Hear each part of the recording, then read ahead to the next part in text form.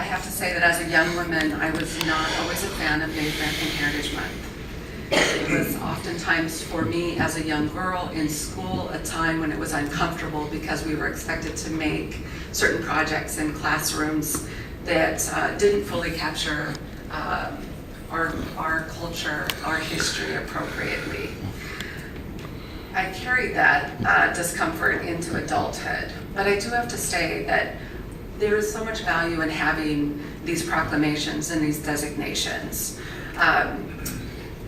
Native American Heritage Month is an opportunity for us to show our appreciation for Indian country's history, culture, and people, but also to honor the vast contributions of Native people, not only to our city, but our state, our country, and to the world. This morning, I wanted to share the origin of Native American Heritage Month, which I didn't know until just a handful of years ago, and found the similarities in the origin with my own origin quite striking. As you all know, I'm a Blackfeet. I come from the Blackfeet and Seneca nations. So this is an excerpt from the National Native American Heritage Month website.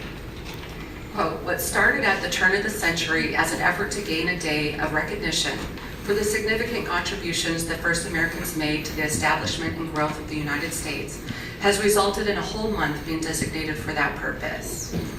One of the very proponents of an American Indian Day was Dr. Arthur C. Parker, a Seneca Indian, also a relative of mine, who was the director of the Museum of Arts and Science in Rochester, New York. He persuaded the Boy Scouts of America to set aside a day for the first Americans. And for 3 years, they adopted such a day. The year before this proclamation was issued, Red Fox James, a Blackfoot Indian, rode horseback from state to state seeking approval for a day to honor Indians. Several miles later and months, on December 14, 1915, he presented the endorsements of 24 state governments at the White House. There is no record, however, of such a national day being proclaimed at that time. In 1915, the annual Congress of the American Indian Association meeting in Lawrence, Kansas, home of Haskell Institute at the time, formally approved a plan concerning American Indian Day.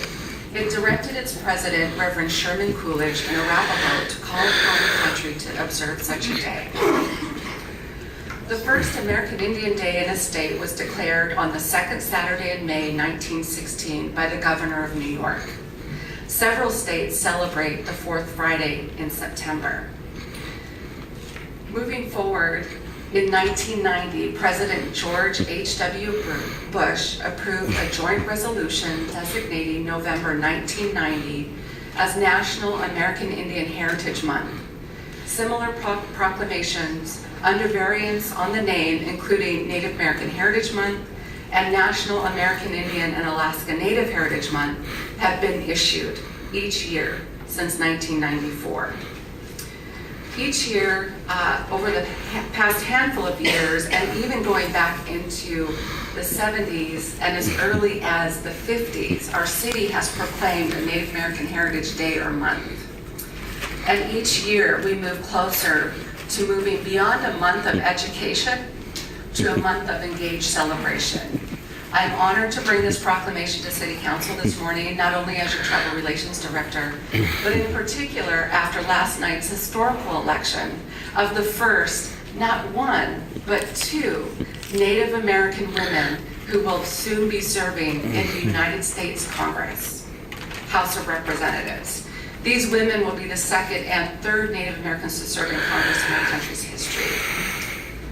I am also honored here this morning to introduce our state's second Native American Oregon legislator, Representative Tana Sanchez. Good morning. Good morning. I'm a little croaky this morning, so for the record, I'm Representative Tana Sanchez, House District 43, North and Northeast Portland. And I'm very excited to be there. Obviously, I was on the ballot yesterday, but I did not have a vote, so I'm all good. Yes, thank you. Other folks had a much more difficult time, and we're very, very excited, of course, now to be a supermajority in our House. It's very, very exciting. We're also very excited, of course, to have our governor be able to move forward and actually have a full term of being able to actually do the work she needs to do. So I think we will be seeing some great things moving forward. Hopefully what you're getting at, Commissioner Daly. This proclamation, as was mentioned, is, obviously we've been doing this type of thing for a while. And over again, it is that recognition that Native people have been here forever. And as I teach a class now at Portland State University in Native American Communities and the School of Social Work, and so I'm teaching people every day to recognize the history that we have dealt with and the laws that affect only Native Americans, the struggles with land and water and all of those issues. And I'm so very excited that every day we get closer and closer to really helping people recognize what that looks like, what that really means. And the fact that we will have 2 Native women going to Congress will be an amazing thing as well, but only the second and third Native person ever. What that says to me is that we have a long way to go.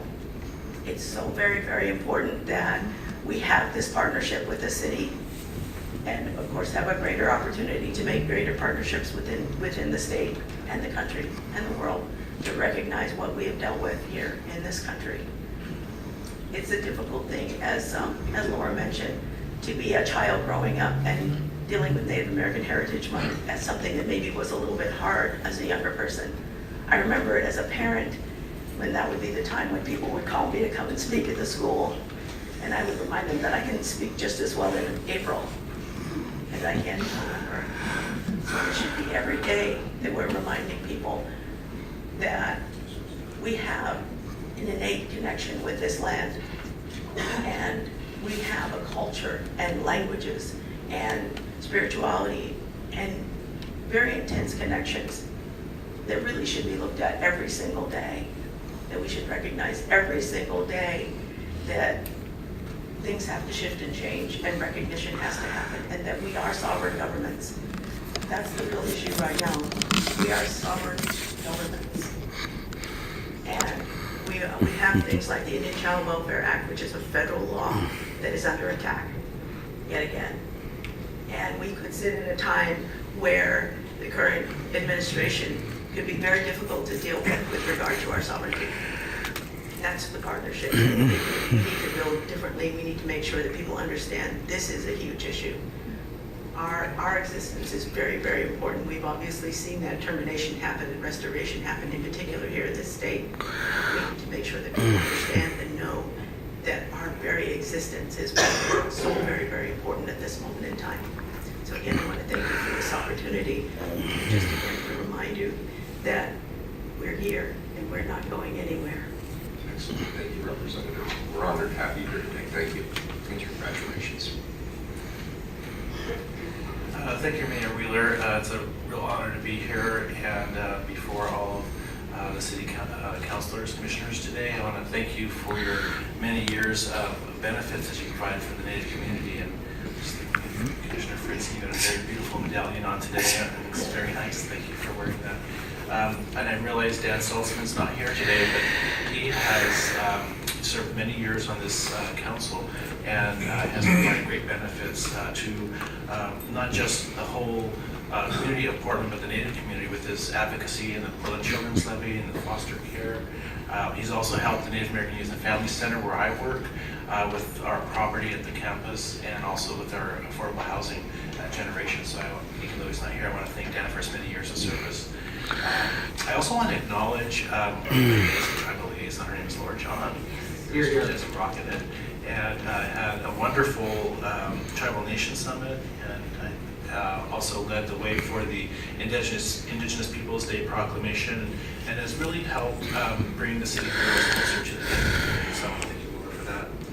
I also want to congratulate Tana Sanchez on her re-election to the 43rd District of the State of Oregon. Congratulations, Tana. And the election last night made me feel very good. There were some positive steps forward in the areas of housing, health, education, and the environment, as well as jobs. And so I feel really good about the election last night. I just wanted to share that with folks. Now, I mentioned the city's help, and it's really expressed itself in many ways. The first I want to mention is Parks and Recreation. They have a wonderful Native American Community Advisory Council. We also have the Office of Community and Civic Life with their Civic Leadership Program has helped the community in many ways to organize, especially our leadership and advocacy. The Regional Arts and Culture Council has done great strides in bringing monumental art to the community and supporting Native arts. We have Lillian Pitt and Preston Singletary installations that are just beautiful. Prosper Portland has stepped forward to help with community investments as well as microenterprise. We have the Joint Office of Homeless Services and Portland Housing Bureau that's addressing our many housing needs, which are very great in the Native community. We also have been doing quite a bit of work with gang prevention. And so you've invested in the Native community in many ways, and I just wanted to express our appreciation for that. Now, it's true that we do have much more to do. We do have Native Americans who are overrepresented in the homeless population. We want to have a more direct partnership with the city to address those issues. We also want to break the cycle of poverty and provide good paying jobs for our community.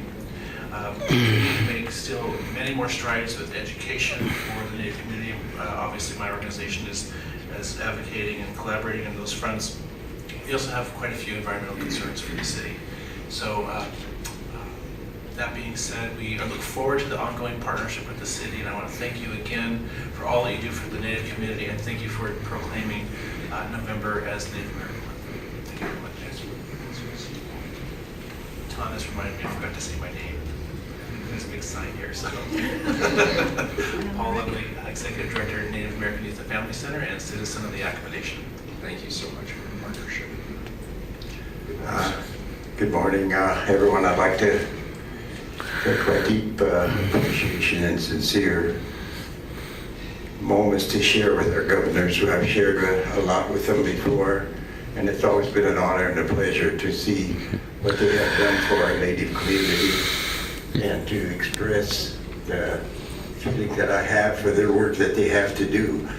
I'm Wes Nelson. I'm an Oglala Lakota from Lakota from Pine Ridge, South Dakota. I'm a Marine Corps veteran.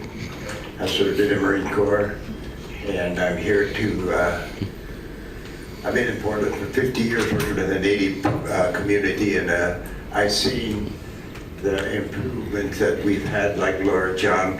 We've worked all these years to try to get our young students to go to college, come back and take over these Native programs and to move into these Native spots, and we've seen some of them today that are elected into the commission, and it's a great feeling to know this in my heart that our Native people are finally being recognized by the world. We've seen a lot of it. Our greatest thing that came from the respect that we have received from the whole world as Native community. And it's really good to be able to sit here today and to think back of what we went through here, what we started with in the last 50 years. I was one of the founders of the Native American Rehabilitation Association, which is an alcohol program that is a $29 billion program today. I was one of the founders of the NAIA program, and I've shared our Native community with everyone here, with our commissioners down through the years. And it's a great honor. I could sit up here all day and express my thoughts and my feelings of what you have done for our Native people and why it's so important that we keep this going. And we do have deep thoughts and thanks for what you have done for our people, our Native community. And like I said, I was a Marine Corps veteran. I have seen the progress of our Native veterans, the success that they've had, and the recognition that we've had from the world as Native veterans. Native people have always been warriors. We have always volunteered to protect our people and our country. So we continue to do this. And to this day, we're finally getting the recognition as the veterans, all veterans of this country, getting the recognition that they deserve and the help that they deserve. We see a lot of them down on the streets today as homeless, and they need the help bad. And if we continue to do this, I think it's one of our greatest things that happened to our veterans today. But they are really being recognized as heroes and warriors that they should have been recognized and seen years ago. And this is one of the great things that I feel today, that our veterans, I've seen what happened to our veteran people years ago. Our veterans come home, they're disrespected, they're cursed and called baby killers.